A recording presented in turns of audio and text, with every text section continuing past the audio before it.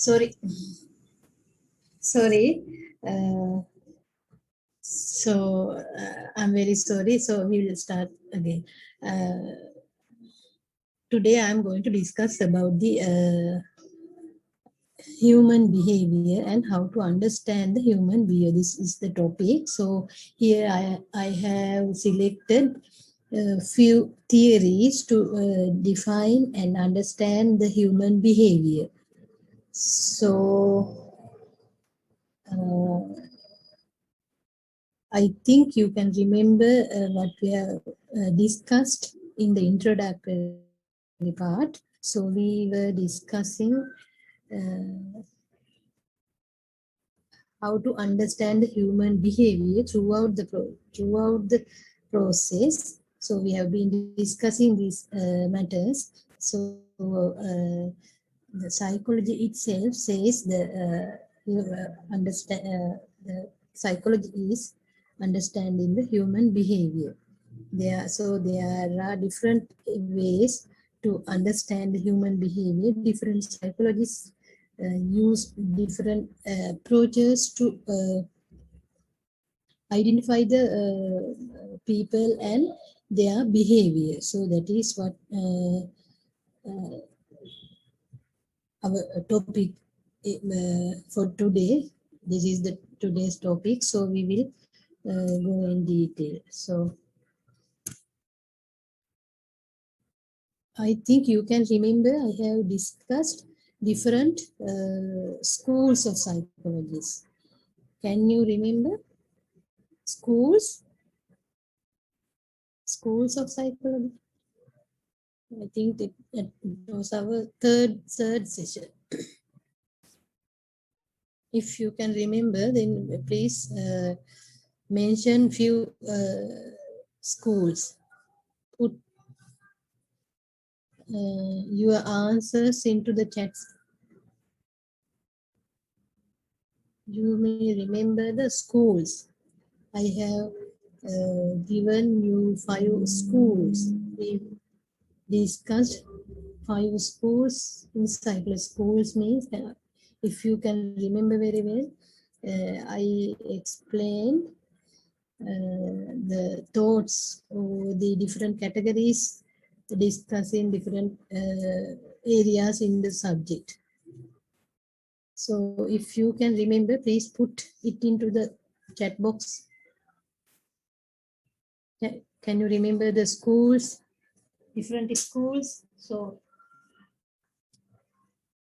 before enter to the approaches of understanding human behavior, I would like to measure your memory, whether you can recall your memory or not. So 1 or 2 can put few schools. Can you remember schools of psychology?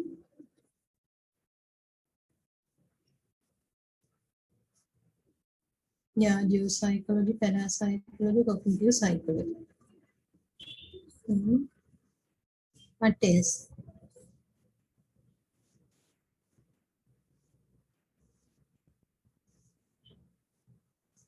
They have given you 5 schools, different avenues, different perspectives. Structuralism, functionalism, yes, behaviorism, Gestalt, and psychology. Very good, Vidusan. Yes, those are the schools. Structuralism, function. We talk about the structure of the body, functions of the body. Yes, structuralism, functionalism, behaviorism, Gestalt, and psychoanalysis. Sandamali, good. So I know now you can think what are the schools. So this is same kind of approach. And thank you for your responses. Here I have taken physiological approach as a first approach to understand the human behavior. So first, this is more or less the same uh, as the schools, but different. There are different theories, different uh, experiments conducted. So here we need to learn about those experiments. So that is why I have selected this topic, functionalism, behaviorism, good. Yes, those are the schools. Thank you. Physiological, we will discuss about the physiological. Now you may remember the schools, structuralism and functionalism. So here we can relate that knowledge into this physiological approach. Physiological, please look at the word physiological. Now, normally most of the people mix these two wordings, physiological and psychological. Physiology is studying our physical functions or physical structure, physical body, or our structure of the body, physical features. And two words. I explained about two words, physiology and psychology. So please look at the word physiology. Now, PHY is SIO, physio. Physiology. Psychology, you know how to write psychology, PSY. So don't misspell these words. So wording is very important. Physiological approach. Here we discuss, or the psychologists discuss, as structuralism and functionalism. So we have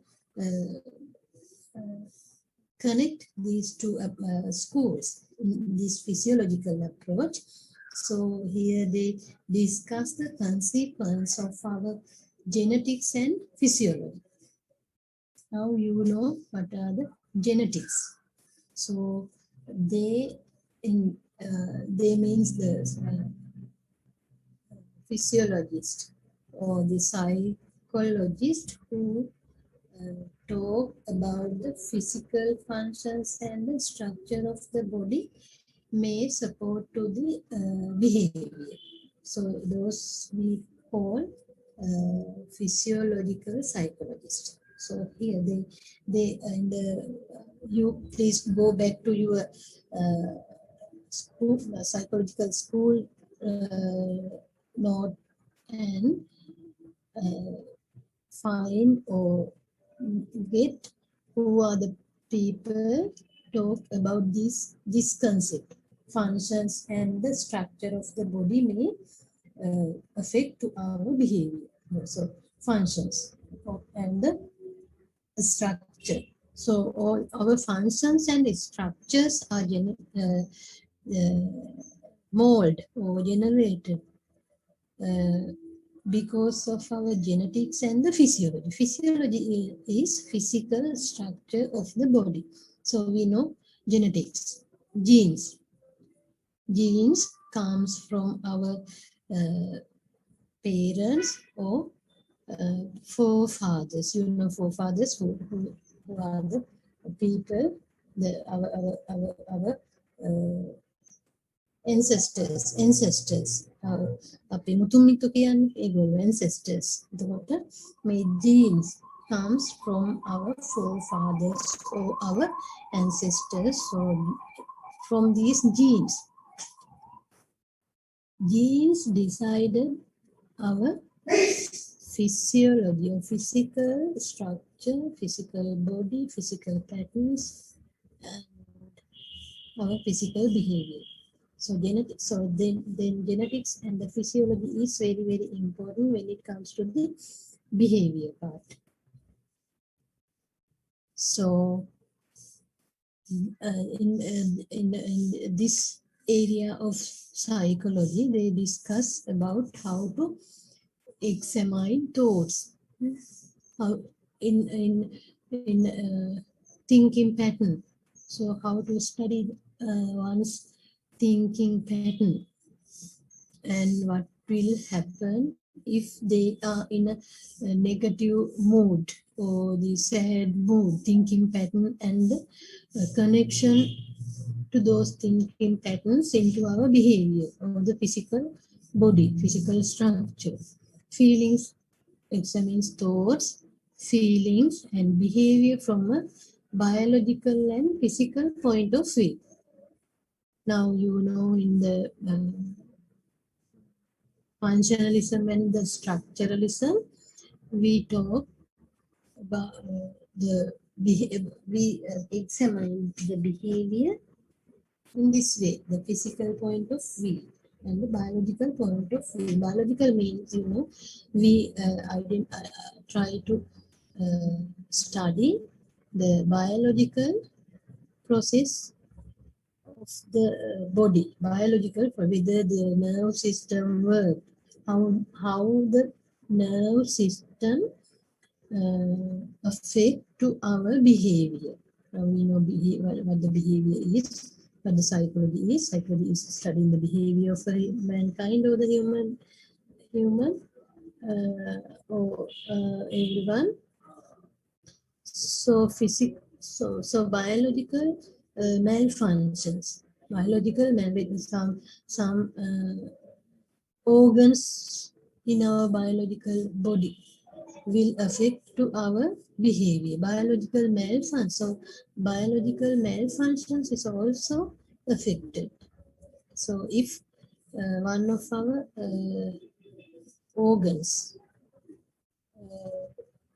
if not work properly, we call it malfunctions. Malfunctions. The specific organ will not work properly. That is what we call malfunctions. Then it will affect to our behavior. Biological malfunctions, biological and physical point of view. So the biological malfunctions affect to the behavior. If the specific organ will not work properly, it will also affect to the behavior or the proper functioning of our behavior.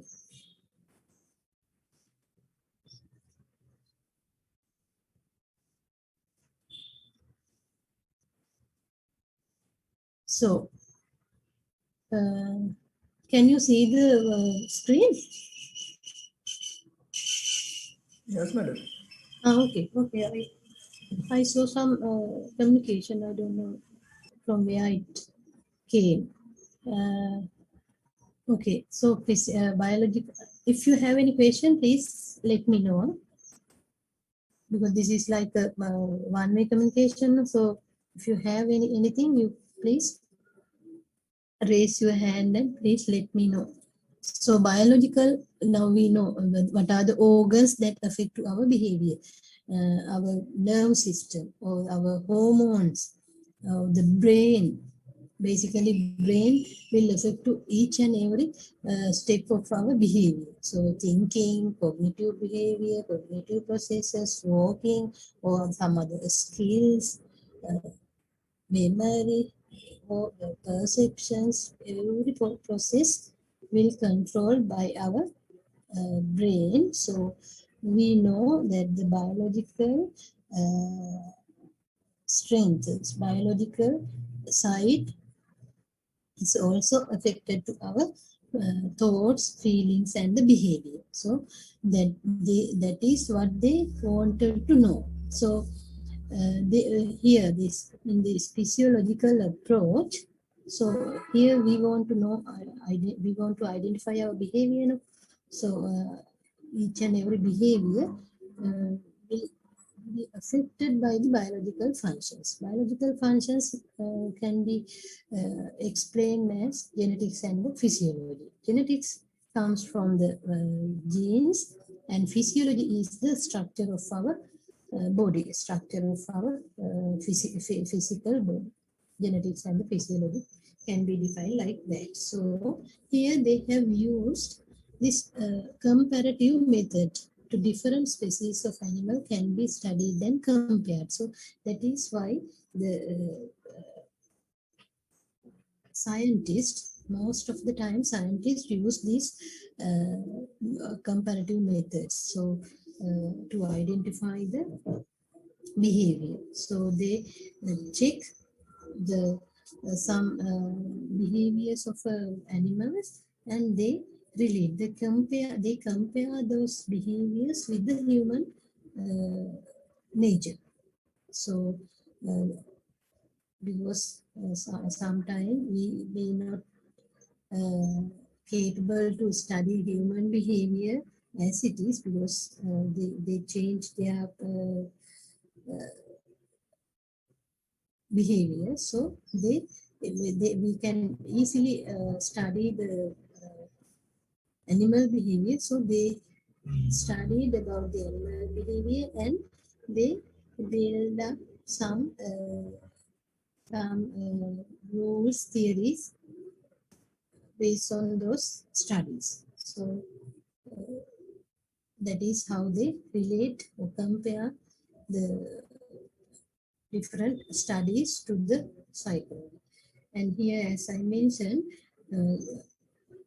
physiology is how the nerve system and the hormones work and the brain functions.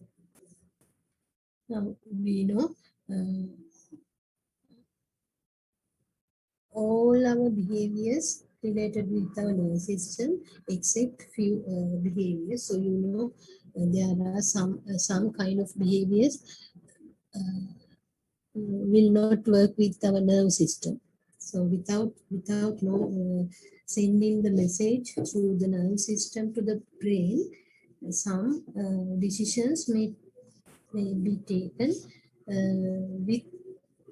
without sending the messages to the brain. I think you have heard about these මොනවද කියන්නේ අර ඉච්ඡානුග ක්‍රියා අනිච්ඡානුග ක්‍රියා ඔයාලා අහලා ඇති grade 8 9 science වල තියෙනවා නේද ඉච්ඡානුග ඉච්ඡා කියන්නේ අපි we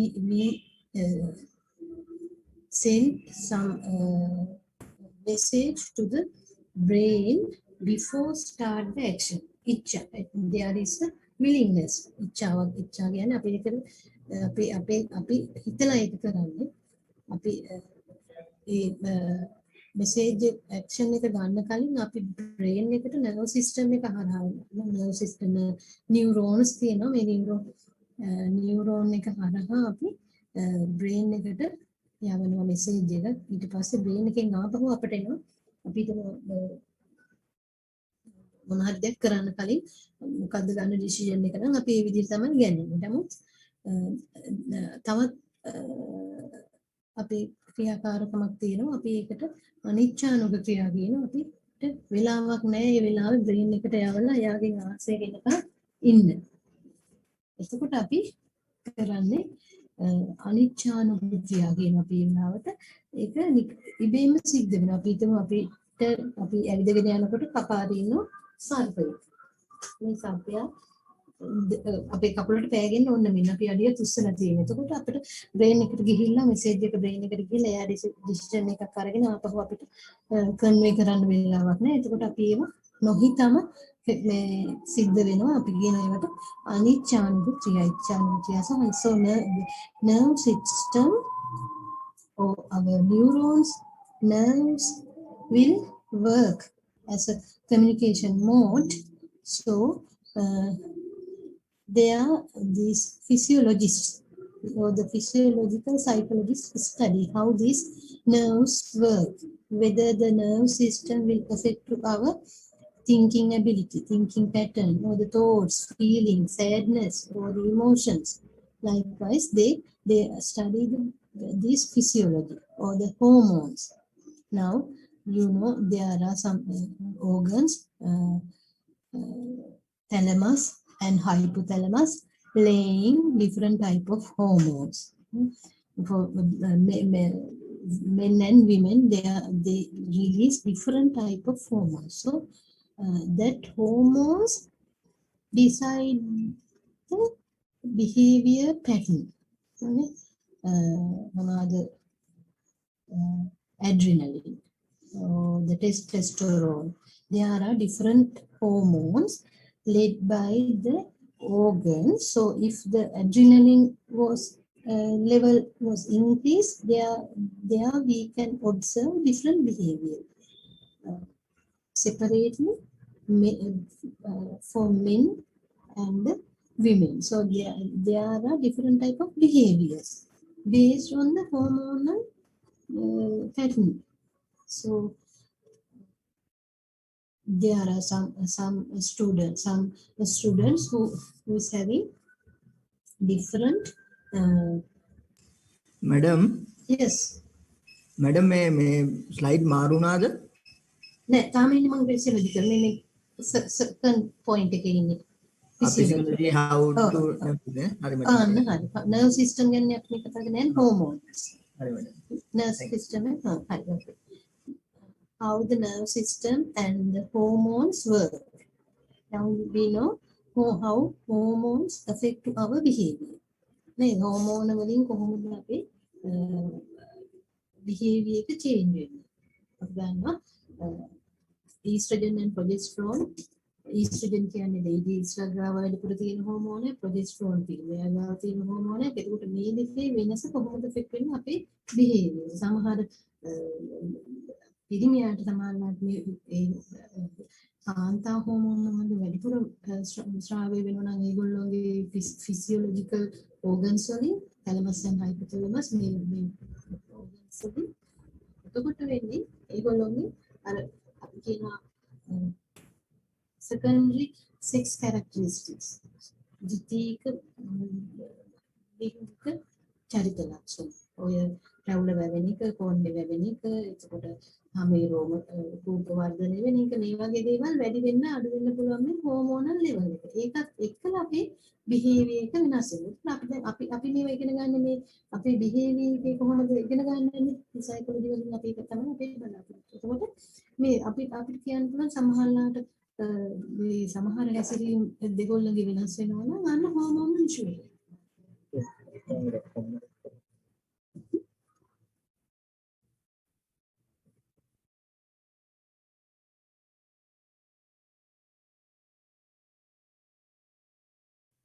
So we can see the hormonal changes or the differences. So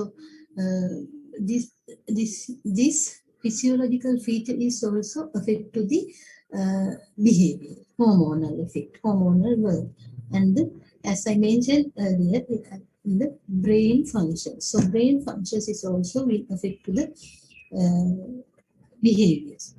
So what are the brain functions? How the brain, how it works? The brain is the main organ of human being. So we know what are the brain functions, and we know how it works. So all our skills, knowledge, and more or less the attitudes also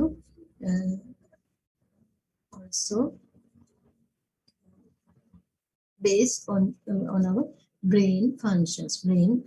So we know different areas of a brain will affect differently. So brain will affect differently to our behavior. So brain functions is also to be considered. So we know there are different areas of our brain for the memory, or for the language ability, or for the thinking ability, for the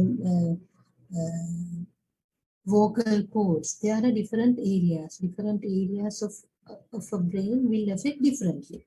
So accident එකකින් brain එක area එකකට damage වුණොත් අපි දන්නවා සමහරවිට එයාගේ වම කකුල පළවන්න බැරි වෙන්න පුළුවන් දකුණු අත. ඒක areas වලට අනුව සමහරවිට එයාට මතක නැති වෙන්න පුළුවන් history එක. දැන් ඒවා මතක වෙන්න පුළුවන් ඒ වගේ affect වෙනවා අපේ behavior එකට. අපි මේ කතා කරන්නේ හැමතිස්සෙම behavior එක. brain functions also. physiology කියන්නේ මොකද? physiological approach එකනේ අපි දැන් කතා කරන්නේ. So physiology will affect to the behavior. And the third point is investigation of inheritance.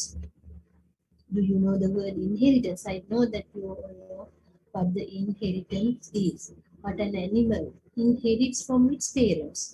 Like this genetics comes from our forefathers. Forefathers is our mutumita, ancestors, comes from the ancestors. So this is also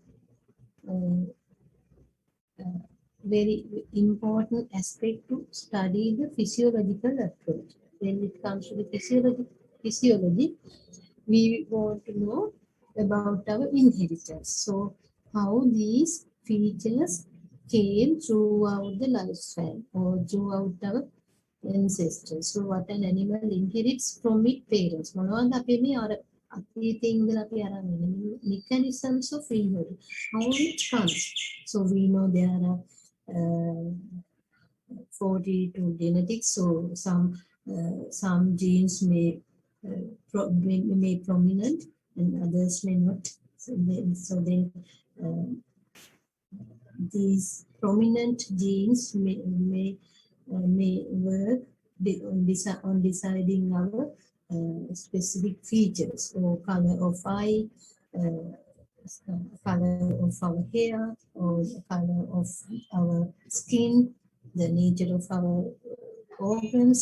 These inheritance අපි කියන්නේ අපේ අතීතයෙන් එන ඒවා අපිට අතීතයෙන් එන on the origin of species by means of natural selection. මේ charts ලාගේ මේ physiological approach එක ගන්නවා අපිට origin of the species වල මේ ජීවීන් වල origin එක කියන්නේ natural selection. And John Goddard said that discovered the chips have behaviors similar to all human cultures. So these people discuss about this approach, physiological approach, and about our functions and the structures of our body. This is what we call physiological approach. Physiological approach. We need to study about the behaviors. There are some problems. I think you can remember our previous lesson. Can you? What was our previous lesson? Personality. So there are personality disorders. I told you there are personality disorders which some disorders cannot be treated. So this is very, very important. Some disorders cannot be treated. Some personality disorders, not some actually, most of the personality disorders cannot be treated. So these personality disorders may become like this, physiological approach. Comes from through the genetics. අපිට හදන්න බැරි වෙන්න පුළුවන් personality disorders අපේ cleanliness වැඩිපුර පිරිසිදුකම එහෙම නැත්නම් අපිලිවෙල වැඩිපුර අපිලිවෙල කොච්චර කීවත් මේ දෙයක් පිළිවෙලට තියාගන්න බැරි වෙන එක මේ personality එකේම කොටස් ඒක අපිට අර වෙන කරලා ගන්න බෑ අපේ පෞරුෂත්වය එහෙම නැත්නම් කෙනෙක්ව සැක කරන එක personality එකේම තියෙන disorder එක. ඒකම මේ අපේ behavior මේ approach එක අපි සම්බන්ධ කරන්න බලන්නේ මම අපේ normal behavior එකට අපි පෞරුෂය වර්ධනයක. කොහොමද මේ personality එකේ disorders එන්නේ? disorders එන්න පුළුවන් මෙන්න මේ physiological approach එක හරහා. කොහොමද? මේ මෙතනදී අපේ හෝමෝන වල හරි එහෙම නැත්නම් අපේ කලින් ජානගතවම එන ඒවා වෙන්න පුළුවන්. ඒවා වෙනස් කරන්න බෑ. අපි ට්‍රීට් කරන්න බෑ psychological disorders වලට මෙන්න මේ personality disorders වලට. ඉතින් මේවා ගැන කීපයක් අපිට කතා කරන්න පුළුවන් බොහොම ලේසියෙන් මේ physiological approach එක හරහා. ඒක තමයි අපිට මෙතනදී අවශ්‍ය වෙන්නේ දැනගන්න. This is our second slide. So, continuing the physiological approach, so interested in how humans respond to stimuli. Here, Do you know what the stimuli is? Stimulants or the stimulus. Stimuli is uh, the way we respond to the outer world or outer incident, that is the stimulants. There are different type of stimulants. එතකොට අපි කොහොමද මේ interested in how humans respond to stimuli. There are different stimuli. උත්තේජකයන් තියෙනවා. අපි යම් කිසි ක්‍රියාවක් සඳහා පොළඹවන දෙයක් තමයි අපි කියන්නේ stimulus. Stimuli එකක් තියෙනවා. අපිට යම් කිසි දෙයක් කිරීමට අපි අපේ තුළ හැසිරවන දේවල් අපි ඒකට අපි පොළඹවනවා. අපිට ෆෝස් එකක් දෙනවා මේක කරන්න කියලා. අපි දැන් මේකත් අපිට ඒක අපිට උත්තේජකයක් වෙනවා.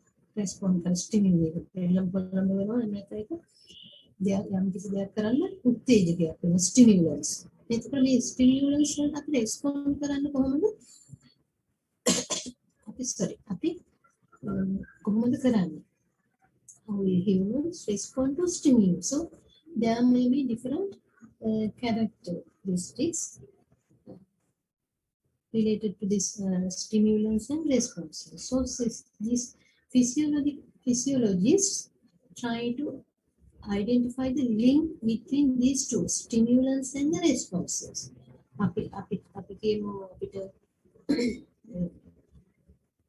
නහරි කන දෙයක් දැක්කම අපි කොහොමද physiologically, not psychologically, physiologically respond කරන්නේ? How we respond to the food in physiologically? What will happen to our behavior once you see the food or your special drink? Then how people respond to those stimulants. විශේෂයෙන් බඩගිනි වෙලා වගේ ඉන්න වෙලාවක නම් මොන හරි කෑමක් අපිට මොන හරි අපි කැමති දෙයක් වෙන්න පුළුවන්. බඩගිනි වෙලාවට කෑමක් දෙක්කොත් කොහොමද මොකක්ද අපිට වෙන්නේ? How we respond, how humans respond. What will happen to you when it comes to hungry, the food, when you are in hungry or thirsty? What will happen? Right? You may salivate, අටට කෙල උඩනවා, බඩ දාගන්නවා, සමහරවිට අපි පැත්තටමයි හිත යන්නේ, අපි වෙනස්කම් වෙනවා. Responses. We can take the responses when it comes to the stimulants and try to understand biometric sensors. Try to understand our biometric sensors. How our sensory organs, sensors work. What are the things that should be there? Now we know there are 5 sensory organs which all connected with our brain. And if you see some picture, then it goes to our brain. The information should goes to our brain, and the brain there's a specific place to register. So brain register those information, and if it is a new one, then the brain try to understand it using our previous experiences.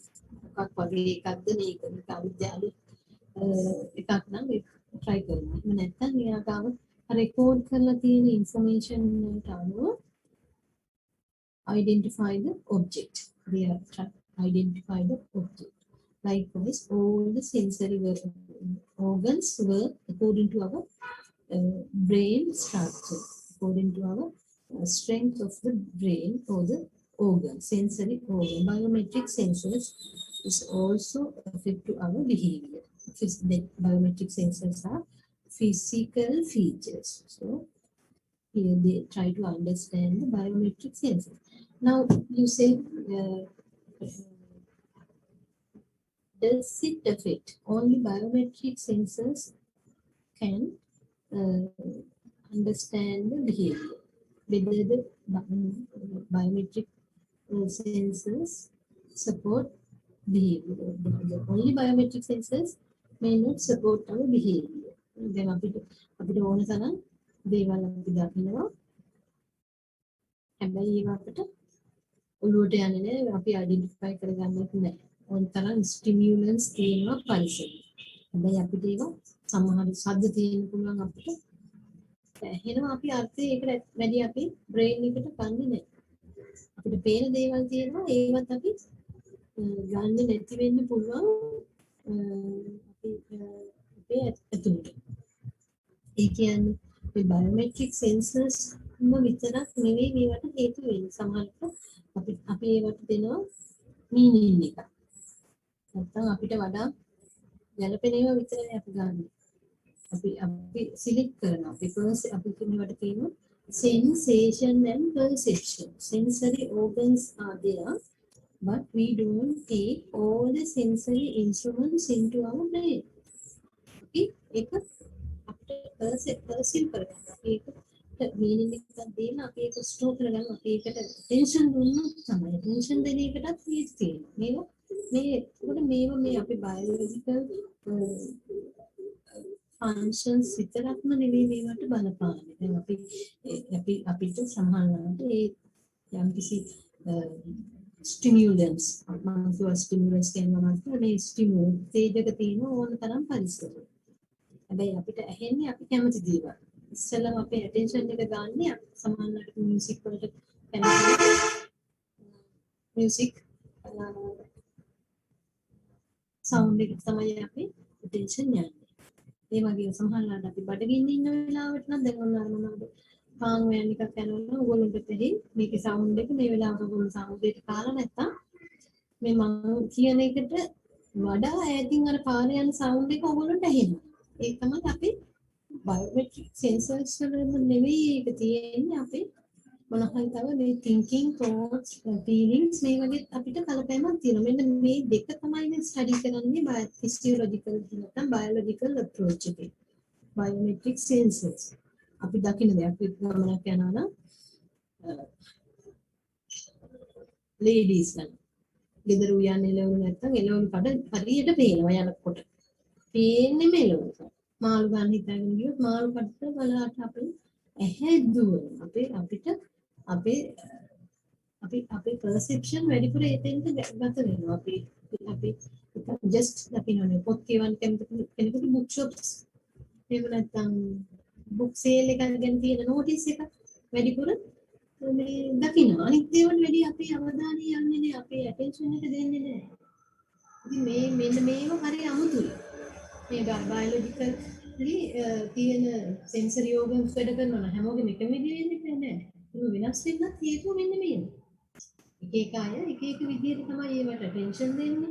ඒක perceive කරන්නේ sensory organ එකේ තියෙන තීව්‍රතාවයත් ඒකට බලපානවා. හැබැයි sensory organ එක මොරොලෙස් අපේ හැමෝගෙම හොඳ strong sensory organ එකක් තියෙනවා. අර චාල්ස් ඩාවින් කියපු විදිහට සමහරවිට අපි ඒවා පාවිච්චි කරන ආකාරයෙන් අපේ සෙන්සර්ස් වල අඩු වැඩිකම් වෙන්න පුළුවන්. ඒවත් අපි තීව්‍රතාවය වැඩි වෙනවා. අපි ඒක වැඩිපුර පාවිච්චි කරනවා නම් දැන් දන්නවා බ්ලයින්ඩ් කෙනෙක් නම් එයාට හොඳට ඇහෙනවා. මොකද එයාට පරිසරයේ තියෙන දේවල් එයා ගන්න. එයා ශ්‍රවණීන්ගේ එයා හොඳට ප්‍රැක්ටිස් කරලා තියෙනවා. පුහුණු කරලා තියෙනවා. කන් ඇහෙන්නේ නැති කෙනාට ඇහෙන දේවල් වලින් හරියට ගන්න. මේ වගේ අපි මේ බයෝමෙට්‍රික් සෙන්සර්ස් අපි හරියට train කරනවා. ඉතින් මේවා physiological. හැබැයි අපිට මේ වගේම හොඳට තිබුණත් අපිට ඒවා ටච් වෙන්නේ නැති වෙන්න පුළුවන් අපේ අර මානසික දේවල් නිසා. ඉතින් අපි මේවා අපි අවබෝධ කරගන්න ඕන. අපි යම් තැනක වැඩ කරද්දී මෙහෙම වෙනස් මිනිස්සු වෙන්න පුළුවන්. හේතු මේ නිකන් ඇහුණත් කනේ නෙමෙයි ප්‍රශ්නේ. මම දෙන්න මෙසේජ් එකේ ප්‍රශ්නේ. එයාගේ මෙන්ටැලිටි එක ගන්න රිජෙක්ට් කරනවා නම් එයාට ඒක ඇහුනේ නැහැ. මේ වගේ biometric sensors also affect the human behavior. So this is come under the physiological approach. And the third bullet, difficult to explain. In coherent sentences, our response to a piece of information or our mood at a given moment. I think I have explained this. So, our mood or our thinking, our um, feelings in that specific moment will affect to the perception and sensation. Perceive කරගන්න එකටයි අපි අපි ඇතුළට ඒක දාගන්න එකටයි බලපානවා මේ වගේ අපේ moments. Why we favor one product over another. Now, if the physiology is more or less same, the same with everyone, so then why we have different psychological behavior? So why our psychological behavior may change with the person to person or the product to product. අපිම කරනවානේ ඇයි අපි වෙනස් එකකට කැමති වෙන්නේ මේවට බලපාන හේතු අපිට හිතා ගන්න බෑ මේවා තමයි අපි ස්ටඩි කරන්නේ why we are joyfully or depressed. So what are the reasons for that?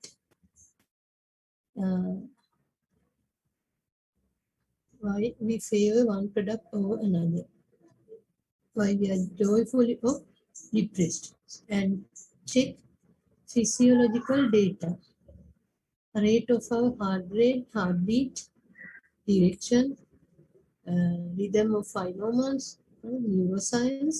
All these physiological data may check by these physiologists and in the physiological approach. So,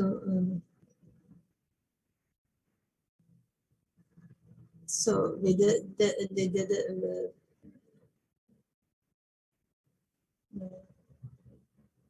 behavior change according to these differences. So that is what they want to know, they want to study. So I think you got what the physiological approach is. If you have any question related to physiological approach, you may ask. Do you have? Please think about the physiological approach. If you have, please ask.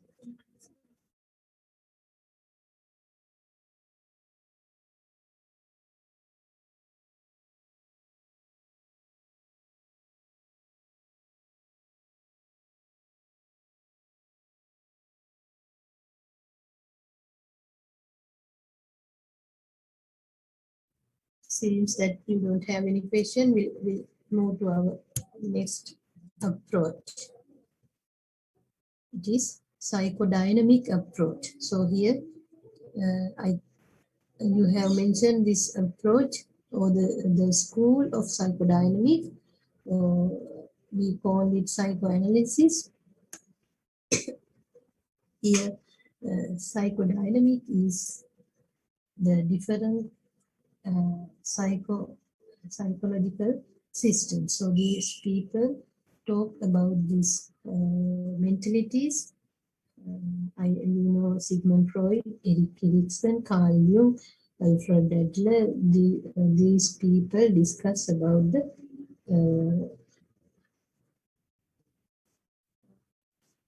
concept which are directly related to the mentality. So mental status. This is what we call psychodynamic approach. Here, human functioning based upon the interaction of drives and forces within the person. So you know, here these people discuss about the drives or the forces coming from the person itself.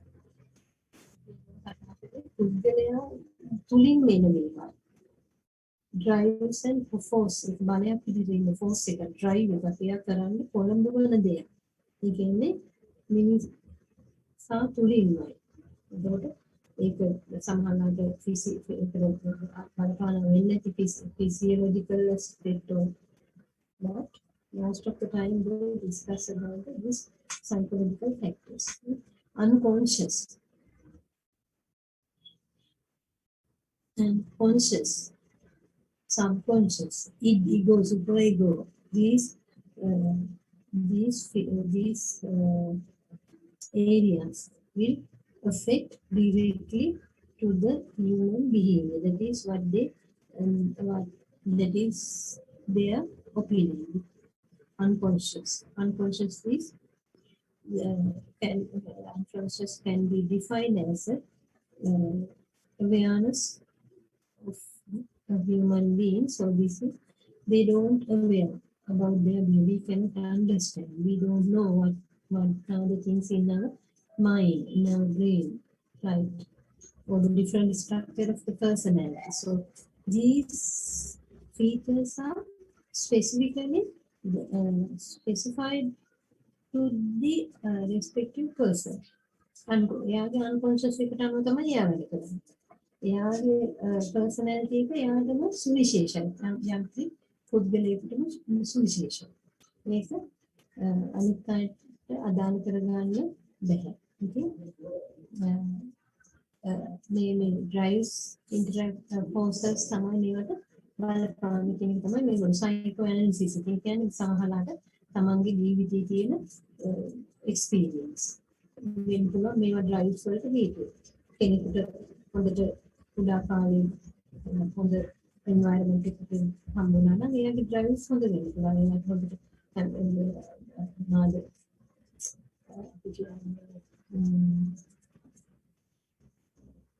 positive environment එකක්. ඒ කියන්නේ එයාට තනියම එයාගේ වැඩ කරගත්තා නම් එයාට හොඳට දේවල් තනියම හැඳින් කරන්න පුළුවන් නම් එයාගේ later life is also will be not smooth, but they will perform very well. But if they get a negative background, negative environment in their childhood, then the person may not be trained as a good person. So likewise, drives and forces derived from the life experiences. So an unconscious or the conscious, subconscious areas of our life may define our behaviors. This is what the psychoanalysis. මම අර මනස කියන එක විස්තර කරන්න try කරලා අය. මතකද ඔයගොල්ලන්ට කොහොමද මනස සිග්මන්ඩ් ෆ්‍රොයිඩ් විස්තර කරේ? What was the famous example? Can you remember the famous example given by Sigmund Freud to explain our mind?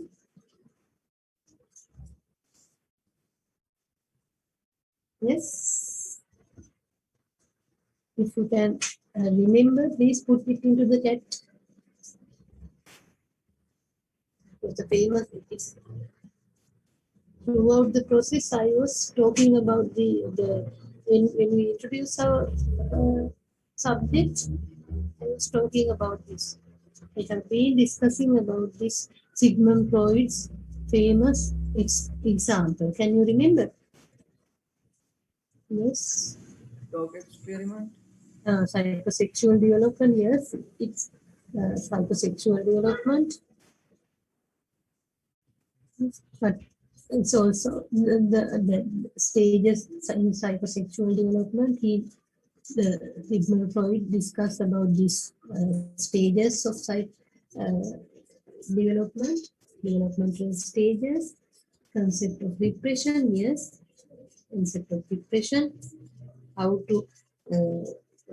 how our repressed or the suppressed thoughts will affect our behavior. That is also comes under psychodynamic approach. Psyche or psycho is, now we know the structure of the psyche. Yes, structure of the psyche. So what is the structure? Can you explain what is the psyche? So what is the structure? What are the three areas included into the psyche? The psyche කියන එකට structure එක ඇදලා තියෙන්නේ කොහොමද? conscious, unconscious, and the subconscious. Yes, good, good. Thank you, Deepika. Um, Conscious, unconscious, and the subconscious with its. These are the three. Can you remember the example that I have given? The iceberg. Can you remember the iceberg theory? I think you can remember. So the Sigmund Freud relate this psyche or the mind to an iceberg. You know what the iceberg is. So the major part goes to the inner inner side of the sea iceberg. The iceberg is 90% is in the sea. Only 10% comes out to the sea level. So under the sea, there's a huge part. Likewise, this is the example of a human, what we call the psyche and the mind, the structure. Can you put answer with everyone option friend so all can see answer? Yes. Yeah, it is easy. Yeah, you easily you can send the answer. Um,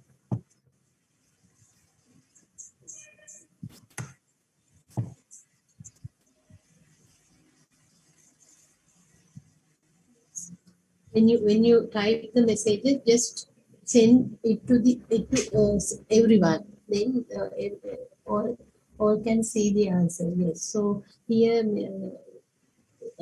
she has mentioned these answers. I will psychosexual developer. These are the Sigmund Freud's thoughts of human behavior. Concept of repression. I think you can remember what the repression means. Repressed or suppressed. අපි කිව්වේ අර හිතේ තද කරගෙන හිටපු දේවල් එකපාරට බැලුම් බෝලයක් වතුරයට දැම්මා වගේ උඩට එන්න පුළුවන්. It was a structure of the psyche. Structure of the psyche. කොහොමද structure එක.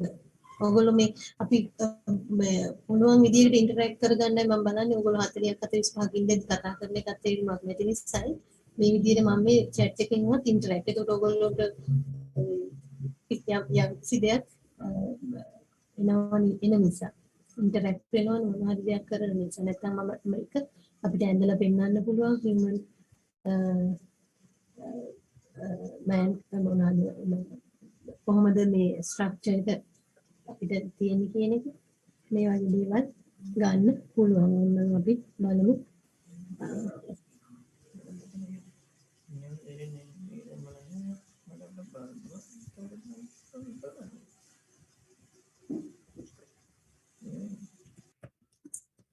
The structure of the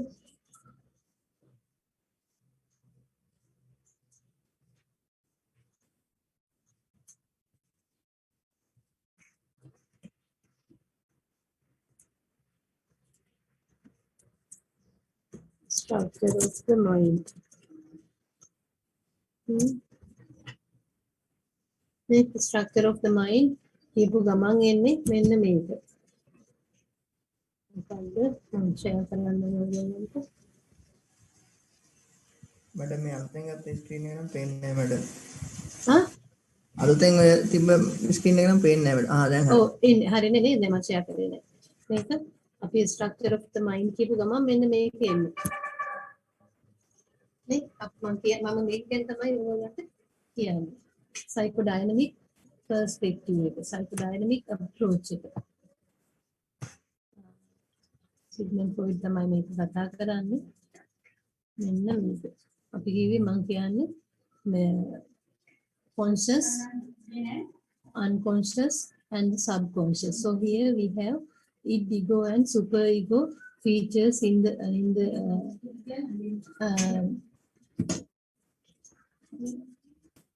picture. So we relate this these concepts to the iceberg. So now conscious and unconscious parts are there. So subconscious, we talk about the subconscious also. So here the sea level, near to the sea level, we call subconscious. So subconscious things can be taken to the conscious level. That is why. So here we can see only a few part of our mind, if we consider this as, and there are some concepts, it, ego, and super ego. It is our nature of our mind, or the it's a natural way of our mind. We call it as like a, like an animal. Like an animal. අපි කියන්නේ අපි අර ජාගරසිත කියලා ඔයගොල්ලෝ අහලා ඇති අපි කතා කරනවා. ජාගරසිත කියන්නේ අපි අර වෙනස් නොකර. අපි ඊගෝ කියනවා අපිට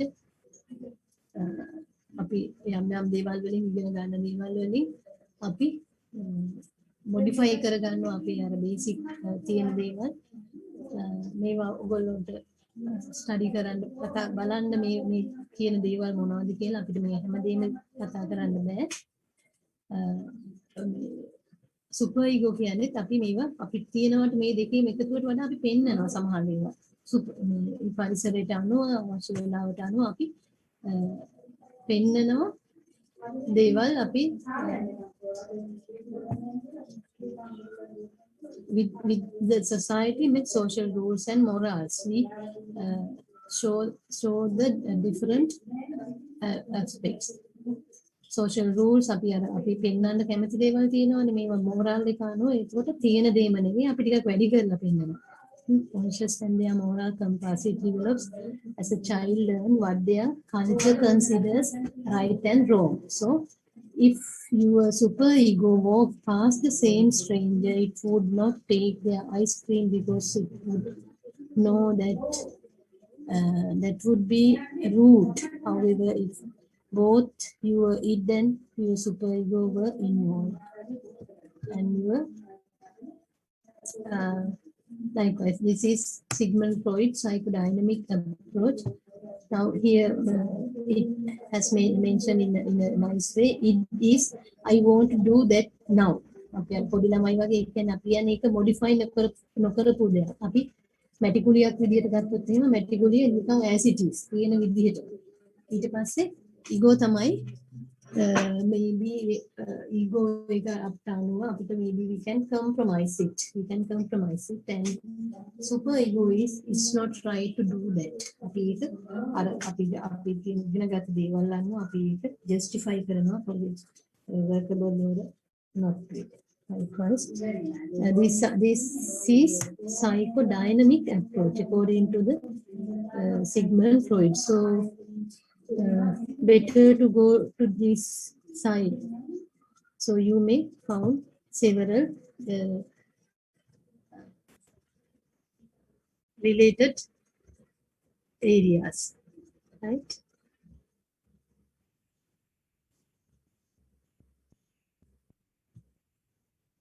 Yeah, unconscious. Now I think you know different structure of the personality. So here he mentioned about the personality developmental approaches, psychosexual development. That is also you need to study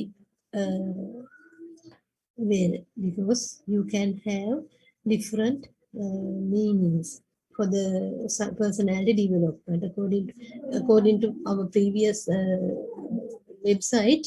I saw there's a part for personality development, so you can have the more knowledge on this side. So these were the two approaches taken from the taken to describe the human behavior. I have taken only two approaches. So this is another what we call the experiment done by this Paulo. This is Ivan Paulo. I don't think you have heard him because he's a biologist.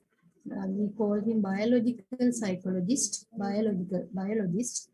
Ivan Pavlov is a person who introduced this famous theory.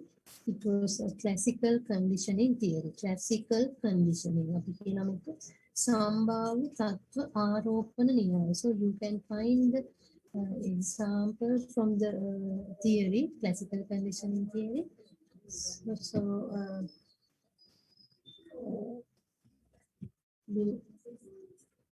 we'll see the experiment. So no need to explain it. Okay, I will. There's a famous experiment who conducted with a hungry dog. So the link is not working. I will try to get it.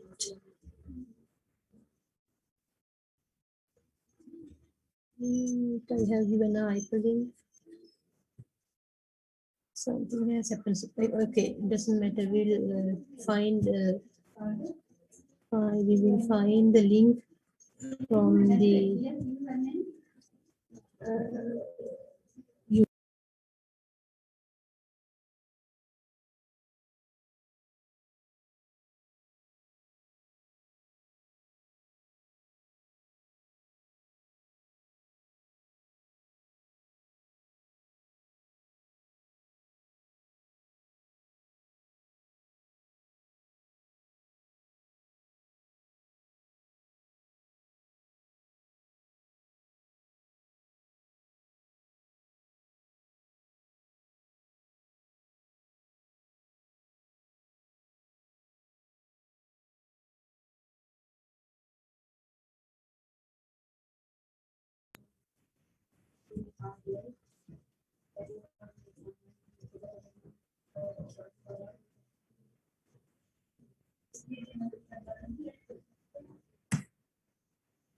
So I can't find the video. It doesn't come, so but it doesn't matter. This is the experimental table. This is the experimental table. So here you can see dog. We call it Pavlov's dog experiment. So Pavlov used the dog to see the salivation process. So you may heard this experiment. See, madam. Can't see. Okay, okay. I will share it.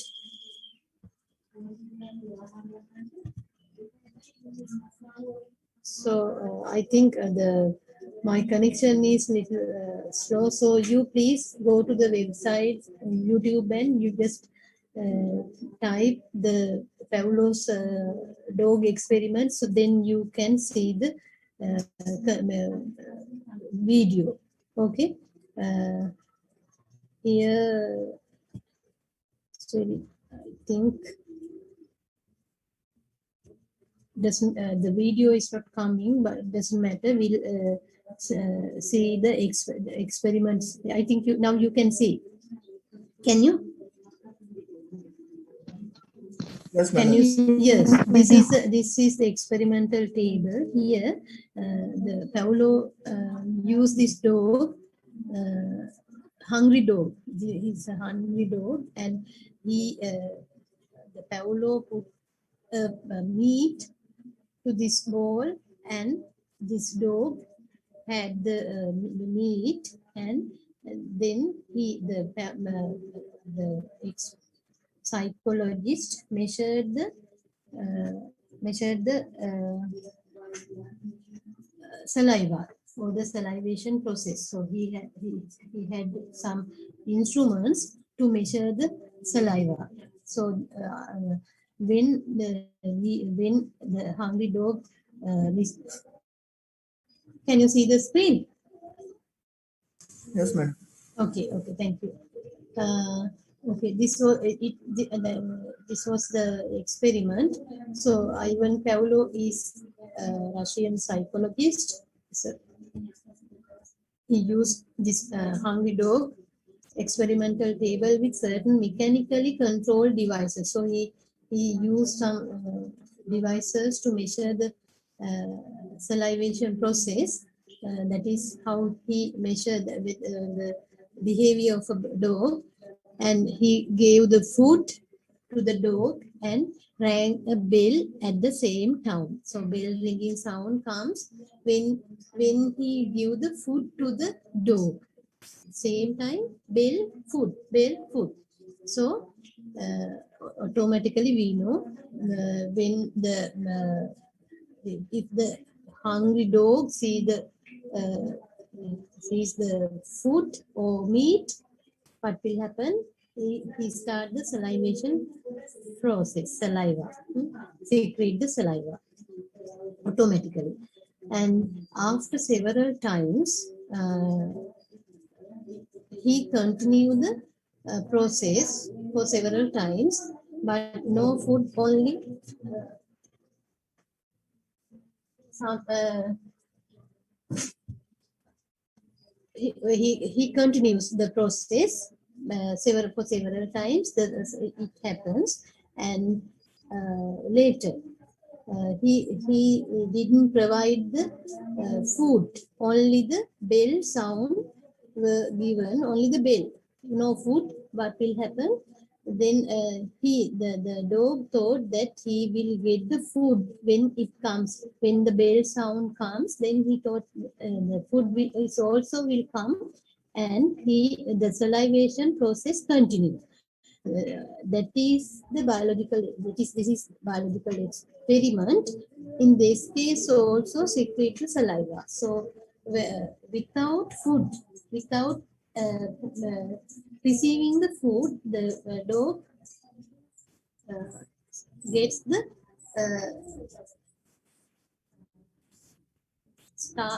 the dog secrete the saliva. So this was the experiment done by the biologist. He's a biological, we call him biological psychologist. This is what the experiment. This is the experiment table. You please see if the data is okay. Then you can see the video. You can observe the dog's behavior. So in this theory, the biologists explain this stimulants and responses theory. So we call them these stimulants and the responses. So here the meat and the or the food and the bells are the stimulants. So by receiving the stimulants or the foods, the dog start to respond this the stimulants. He start secrete the saliva. So this is the responsive part, and food is the stimulants, and the stimulants change. How they change the stimulants? By ringing a bell. So later for the bell sound considered as the stimulants, then he start to salivation process. So he continue. Bell sound එකටත් මෙයා කෙල උනනවා කියන්නේ මේ ඒකත් එතකොට ස්ටිමියුලන්ට් එකක් විදිහට තමයි කන්සිඩර් වෙන්නේ. මේ නිසා මේක අපි මොටිවේෂන් නැත්නම් අපි කියන්නේ පෙළඹවීමට මොටිවේෂන් කරන්න මේක බලපානවා කියන එක බොහෝ දුරට කන්සිඩර් වෙනවා.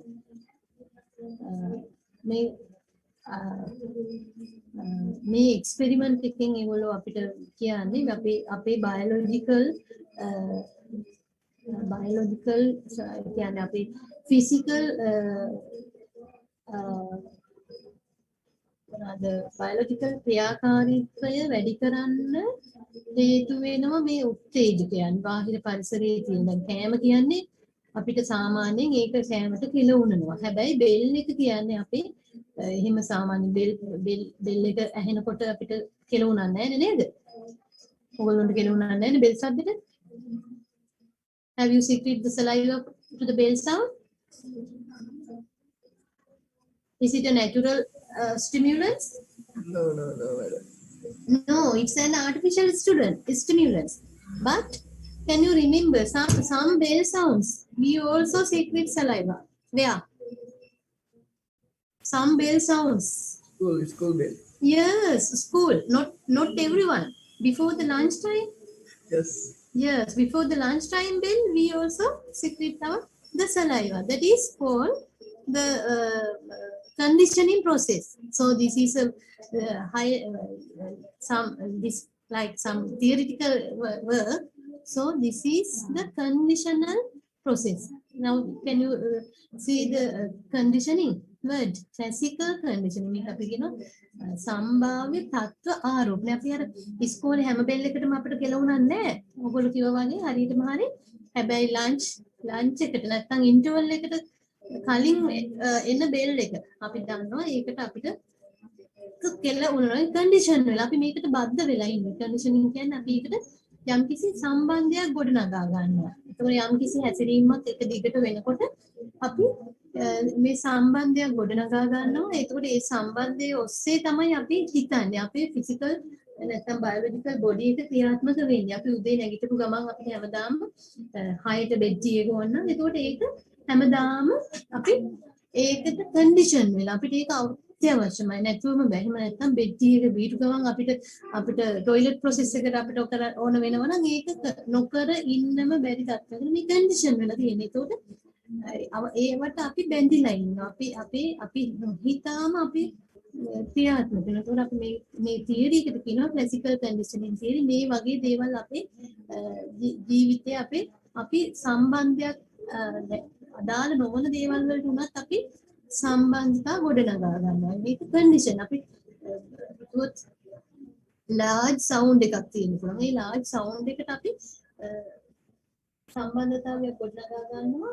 මේක bomb blast එකක් විදිහට. අපි ඉස්සර ඔයගොල්ලෝ මතක නම් අපි when we were in the war period, so at that period we were afraid to have the huge sounds. Naturally, we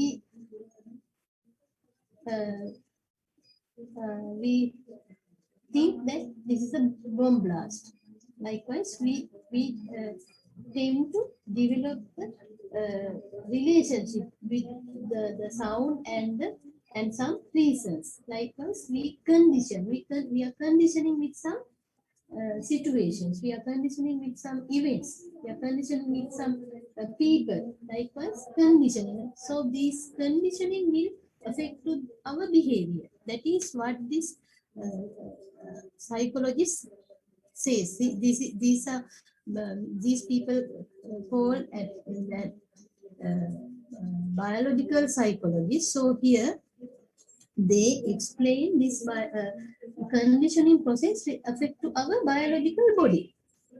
ඒක දැන් ගන්න බඩගිනි වෙනවා කියන්නේ අපිට අපේ physical body එකේ මොන හරි process එකක් සිද්ධ වෙනවා. අපිට අර සබ්දෙට අපේ ඇතුළේ මොනක් හරි වෙනවා. එහෙම නැත්නම් අපිට හිතෙනවා අපිට සමහරලාට හැමදාම පුරුදු තැනකින් යනකොට අපිට එදිහා ඉබේම බැඳෙනවා. මොන හරි අපිට අපේ යම්කිසි වෙනසක් සිද්ධ වෙනවා. අපේ behavior එකේ අර අපි කන්ඩිෂන් වෙලා. ගන්නකෝ මොන අපි හැමදාම මේක කරන දෙයක් නම් පුරුද්දක් විදිහට කරන එක අපේ බයොලොජිකල් බොඩි එකටත් ඒක ඇෆෙක්ට් වෙනවා. ඒක හැසිරීම සහ මේ අපේ අභ්‍යන්තර ඉන්ද්‍රියන් අතර යම් කිසි සම්බන්ධයක් තියෙනවා. ඒකට අපිට රිලේට් නොවන දෙයක් එක්කලා උනත් මේ වගේ දේවල් තමයි මේ classical conditioning theory ට ආධාරයෙන් අපි සාකච්ඡා කරන්න බලන්නේ. මේක බොහොම මම in brief මම මේක බැලුවේ කතා කරේ ඔයගොල්ලන්ට මොන හරි දෙයක් තියෙනවා නම් මේ ගැන තියෙනවා නම් කතා කරන්න ගැටලුවක් තියෙනවා නම් කියන්න පුළුවන්. මොනවද තේරෙනවද නැද්ද මොකද්ද තව ඔයගොල්ලන්ට ඩිස්කස් කරන්න පුළුවන් නම් මොනවද තියෙන්නේ කියන එක කියන්න පුළුවන්. මේ ක්ලාසිකල් කන්ඩිෂනින් එක අපි කොහොමද මේ යම් අපේ බයොලොජිකල් බොඩි එකත් එක්කලා අපි සම්බන්ධ කරගන්නේ අපේ environment එක. Do you have any questions?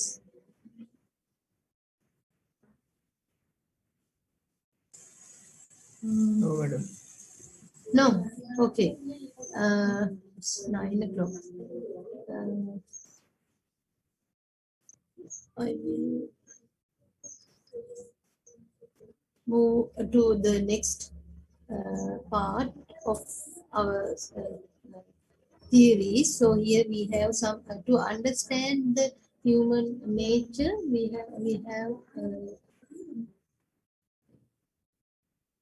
have different theories. So here now we learned theory of classical conditioning theory of classical conditioning, and there's another theory called operant conditioning, theory of operant conditioning. So both theories will give us basically relate to the conditioning process. Conditioning, now we know what the conditioning is, and they relate some events or the situations to the behavior. So conditioning, so they build up the bond to the behavior. So this is what conditioning is. So here operant conditioning, this is operant, this is the operant word is differ the when it comes to the previous theory. So the previous one is you can see the previous theory, classical conditioning. This is operant conditioning of operant. අරක සම්භාවිත අත්ආරෝපණය කියන මේක අපි කියන අපි සිංහලෙන් නම් තේරෙනවා වඩා ඔපරේෂන් කියලානේ. ඔපරන්ට් කියන්නේ නිකන් ඒක ඔපරේට් වෙන්න ඕනි කෙනෙක් වගේ ප්‍රකාරක තත්ත්වාරෝපණ තත්වයක් ආරෝපණය වෙනවා අරක ක්ලාසිකලි. එතන පැවුලෝගේ ඩොග් හිටියේ නිකම්ම. එයා නිකන් හිටියා, එයාට හම්බුණා කෑම. එයා කිසිම වැඩක් කරේ නැහැ. මෙතන මෙයා කිසි වැඩක් කරේ නැහැ. නිකන් ඉන්නකොට එයාට කෑම හම්බුණා. එතකොට කෙලින්න. කෑම නිසා එයාගේ කෙලවුණ එක සිද්ධ වෙනවා. නමුත් මෙතනදී අපි මෙතන වෙන ස්කිනර් ඉන්නවා. ස්කිනර් කියලා ස්කිනර් බොක්ස් කියලා තියෙනවා. මේ ස්කිනර්ගේ එක්ස්පෙරිමන්ට් එකකින් මේ මගේ මේවා වැඩ කරන්නේ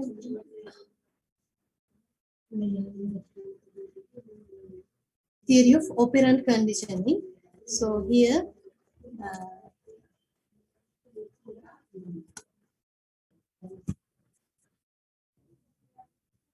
I don't know why. Doesn't matter. I will explain. I will try to show you the experiment using YouTube. Here, the operant conditioning theory introduced by this B.F. Skinner. He's also a Russian psychologist. B.F. Skinner used a box with a lever and a food tray. So we call it Skinner's box or a pigeon box. Pigeon. Say sometimes he used to prove this pigeons as an experiment. So here Skinner's box or the pigeon's box, same experiment comes to you. So you also can search this Skinner's box experiment and you can see there's a pigeon or the rats are there. Both animals used to do this experiment. He conduct this experiment using hungry rat or pigeons, and he put those hungry rats into a box, and there was a bar and that latch අපි අර අගුලක් කියලා කියන්නේ ඒ බා එකක් තියෙනවා. ඒ බා එක පෑගුණාම මේ ඔටෝමැටිකලි වැඩ කරන එකක් තියෙන්නේ. පෑගුණොත් නිකන් නැචරලි රැන්ඩම්ලි වැඩ කරනවා. ඉතින් මේ hungry rat push the bar down naturally or randomly. Sometimes when we put a rat into a box, then the rat tries to come out. So then when the rat searching a place to come out, then naturally the bar will press. Then attempts may be made to bring out. So then they know how to come out. So the rat or the pigeon can see the outside or the inside. There's a food tray. Then food pellet would fall into the tray. So you will get the food or some cereals when you press when rat press the bar. කකුලට පෑගුණාම ඒකෙන් එනවා කෑම. එතකොට මෙන්න මෙයා මේක නිකම්ම වෙන්නේ. මෙයා යන්නේ එළියට යන්නයි තැනක් හොයන්නේ. නමුත් මේ පෙට්ටිය ඇතුලේ තැනක් තියෙනවා. ඒක යම්කිසි බාර් එකක් පෑගුණා යන අතරේ පොඩි එකක් පෑගුණොත් ඒකෙන් එනවා එයාට කන්න කෑම මොනවා හරි වැටෙනවා අර මේ ප්ලේට් එකට. මේක තමයි මෙයාගේ එක්ස්පෙරිමන්ට් එක. ඊට පස්සේ මොකද මේක සැරයක් වුණොත් මොකද මේ පිජන් හරි රැට් හරි ආයෙත් දැම්ම ආයෙත් කරන්නේ. එයාට ඕන වෙලාවට එයා ඉගෙන ගන්නවා. මේක අපි learning theories වලත් මේක පාවිච්චි කරනවා.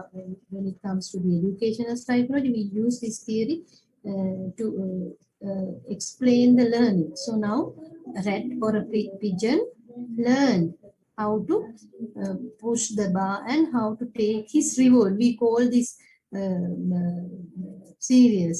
We call this series rewards. Yeah, food can rewards. The food pellet would fall into the tray. Then they learned pressing the lever.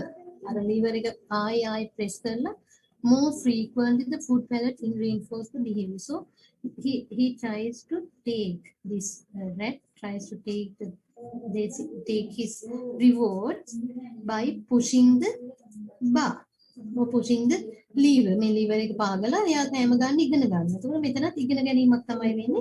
ඒකෝර ඕන අර press කරලා again and again he takes his reward. We call it reward. එයාට ගන්න එක උපස්තම්භනයක්. ඒව නැත්තම් පෙළඹවීමක් ඇති කරන එක reward එකක්. Modified the procedure, lever and the tone. He modified Skinner modified these procedures same as the Paulo, and he used the tone. Then tone එක එනකොට නැත්තම් light එකක් පත්තු කරනවා. ඒකට ඒක වෙද්දිම වෙනවා මේ කැම එනවා. එතකොට ලයිට් එක පත්තු වෙන වෙලාවට නම් කැම එන. මේ වගේ මේව වෙනස් කරන්නත් පුළුවන්. මේ හැසිරීම අයිඩෙන්ටිෆයි කරගන්න තමයි මේ වගේ දේවල් අපි එක්ස්පෙරිමන්ට් වලින් දාන්නේ. Rat generalized and pushed the lever when tone was sounded. Then he understood, the rat understood that if the sound or a light will appear, then he gets the food. Otherwise, they don't get food. Likewise, Skinner improved this process. So this process called learning process.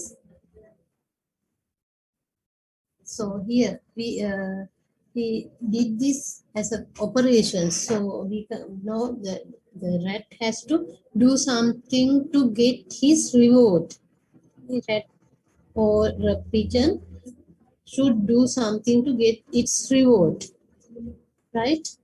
Then that is why we call operant, or the operations. He has to do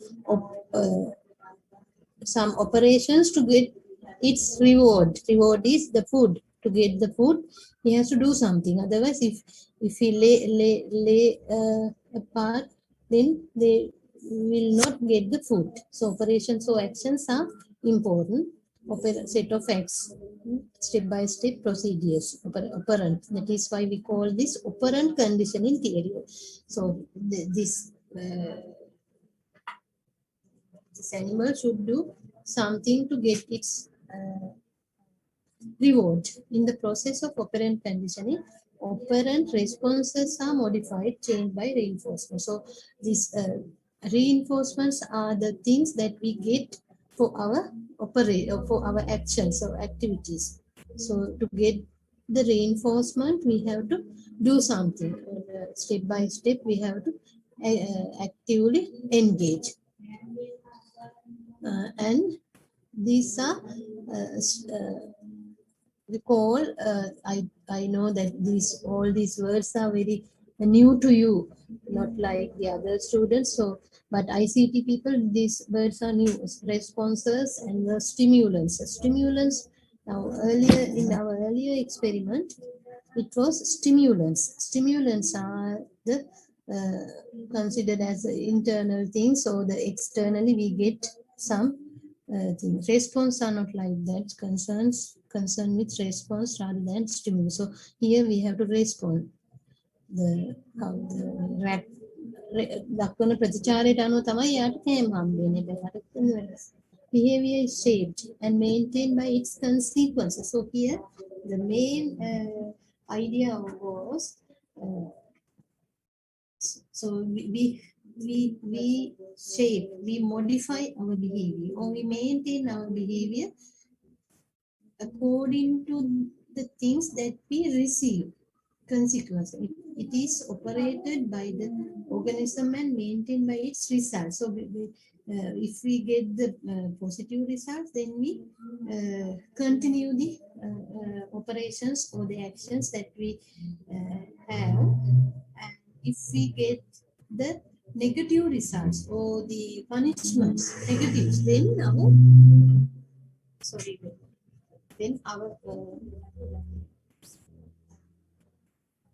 actions or the operations may we will not continue our operations. That is how our behavior shaped. So that is what these conditioning theories explain. Behavior is shaped and maintained by its consequences. It's operated by the organism and maintained by its result. This behavior is called operant behavior. So this operant behavior and classical behaviors are more or less same. Here we need to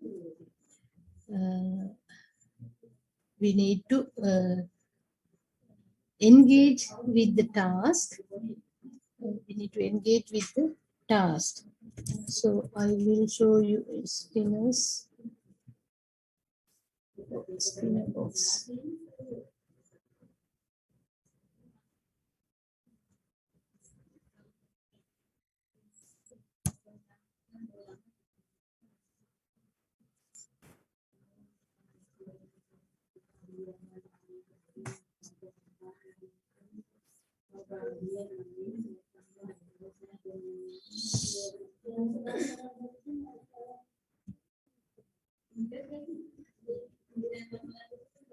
So I think you can see the,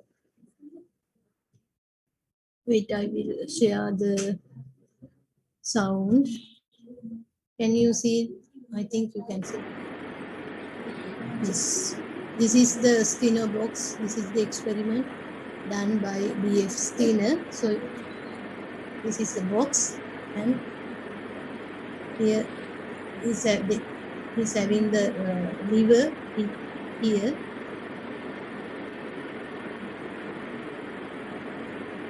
Push the lever and light came, no sound. So when it comes the light in this rat knows that there is food. There's food.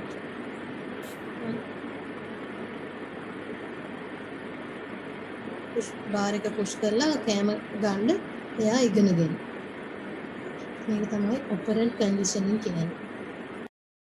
Behavioral psychologists have come up with new views, not only of animal behavior, but of human nature as well. Can you see the screen? And these views all concern a process that we take for granted, learning, Okay. because we are all truly born to learn. Ironically, one of the most important figures in the study of learning, Ivan Pavlov, wasn't concerned with the subject at all. at least not at first. Pavlov, a noted Russian scientist, won the Nobel Prize for Physiology and Medicine in 1904. As this original footage shows, Pavlov was initially interested in digestion and the action of the salivary glands. By diverting the saliva of dogs into test tubes, he could precisely measure if and how much they salivated during digestion. When food was presented, the dog salivated quickly, an inherited salivary reflex. But over repeated testings, a strange thing happened. The dog salivated before contact with the food. Just the sight of the food was enough to stimulate their drooling. Then, just seeing the food dish, or even hearing the footsteps of Pavlov or his assistants, was enough to trigger this built-in reflex. What was going on to elicit this response? Pavlov decided to find out by systematically varying the stimuli and measuring the dog's reaction.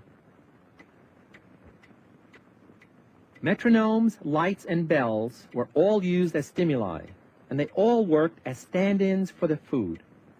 What mattered was not the kind of stimulus that was used, but the fact that it reliably signaled that food was on the way. Pavlov had discovered a fundamental type of learning called classical conditioning. An original stimulus elicits an automatic unlearned response. Both stimulus and response happen naturally. They are unconditioned. Then a second, neutral stimulus that never elicits the unconditioned response by itself is introduced just before the presentation of the original stimulus.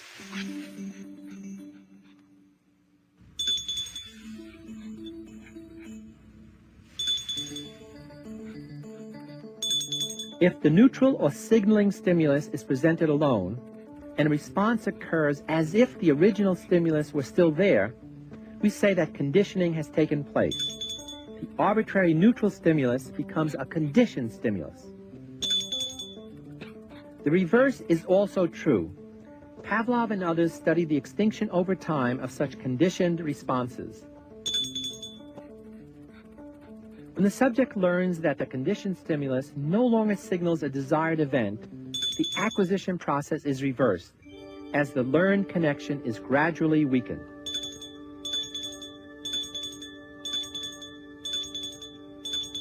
Pavlov's work and the work of those who followed him led to a remarkable conclusion, and that is, any stimulus an organism can perceive is capable of eliciting any reaction the organism is capable of making. This means that virtually any sound, sight, or smell can influence the way our muscles tense or relax, our moods fluctuate, or even the way our attitudes are formed. For instance, if I say, relax, and then do this, you're going to be startled and upset. After 5 or 6 pairings of relax, just saying the word relax is going to generate a negative response rather than its usual learned reaction. Okay, now you got what I wanted to share with you with these two theories.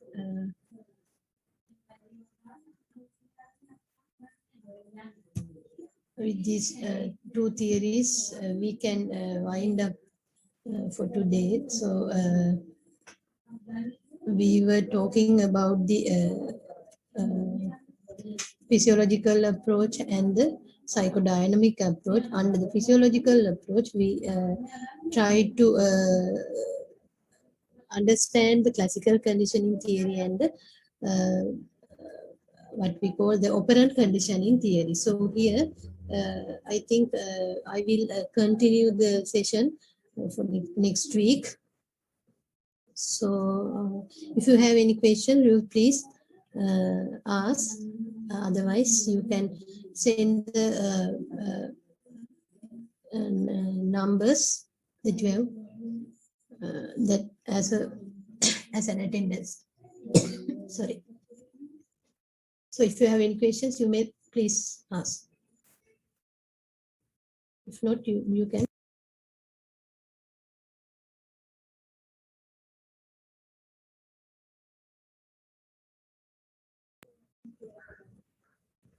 Do you have any question?